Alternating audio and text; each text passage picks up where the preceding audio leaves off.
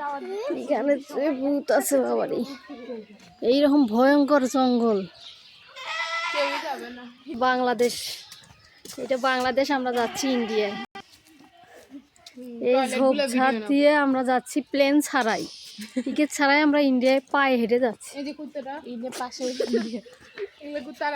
Clean আছে রাস্তা, India যাওয়ার রাস্তা, সুন্দর ঘর আছে। এখানে একটা বাগান আছে, ইন্ডিয়া যাওয়ার রাস্তা, সাইডে একটা আম বাগান। এই যে আমি নামতেছি এখন ইন্ডিয়া।